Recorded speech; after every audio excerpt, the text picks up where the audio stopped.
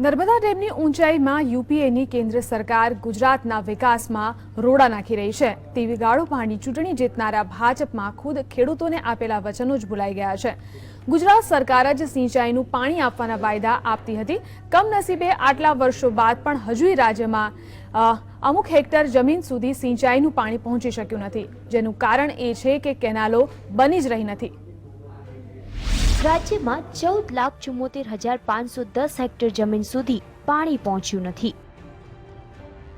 Vibrant ગુજરાતના નારા થકી માર્કેટિંગ કરવામાં માહિર ભાજપ સરકારને નર્મદાનું પાણી ખેતર સુધી પહોંચાડવા સબમાઇનોર નહેરો બનાવવામાં રસ હોય તેવું લાગતું નથી। જે સમય આયોજન થયું તે મુજબ 48,058 કિલોમીટર નહેરો બાંધવાની હતી, પણ માર્ચ 2015 સુધીમાં સરકારે માત્ર 10,444 સબમાઇનોર કેનાલ બાંધી છે।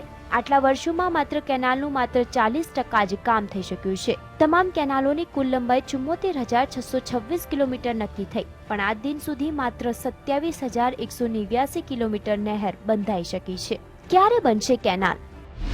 રાજ્યમાં 48,058 કિલોમીટર નહેરો બાંધવાની હતી। સરકારે માત્ર 10,444 સબમાઇનોર કેનાલ બાંધી। કેનાલ બાંધવાનું કામ માત્ર 40% જ થયું। કેનાલોની લંબાઈ 74,626 કિલોમીટર નક્કી કરાઈ હતી। માત્ર 27,189 કિલોમીટર કેનાલ બંધાઈ છે। નર્મદા ડેમની ઊંચાઈ મુદ્દે કાગરોળ મચાવનાર ગુજરાત સરકાર હવે ખુદને કામ કરવાનો વારો આવ્યો ત્યારે ગોકળ ગાય ગતિએ કામ કરી રહી છે। ટ્રિબ્યુનલના ચુકાદા મુજબ ગુજરાતના 131 નાના શહેરો 9,633 ગામોને નર્મદાનું પાણી પીવા આપવું અને 17.92 લાખ હેક્ટરને ખેતી માટે સિંચાઈનું પાણી આપવાનું હતું, પણ આટલા વર્ષો બાદ પણ નર્મદાના પાણી વિના ખેતરો તરસ્યા રહ્યા છે। આજે માત્ર 40 જમીન સુધી જ સિંચાઈનું પાણી પહોંચી શક્યું છે। 131 નાના શહેરો અને 9,633 ગામોને પાણી નથી અપાયું। માર્ચ 2015 સુધી માત્ર 3,70,490 હેક્ટર સુધી પાણી મળ્યું। પરિણામે ગુજરાતમાં ખેતીની દુર્દશા થઈ। વાસ્તવમાં માર્ચ 2015 સુધી માત્ર 3,70,490 હેક્ટર સુધી જ સિંચાઈનું પાણી મળી રહ્યું છે।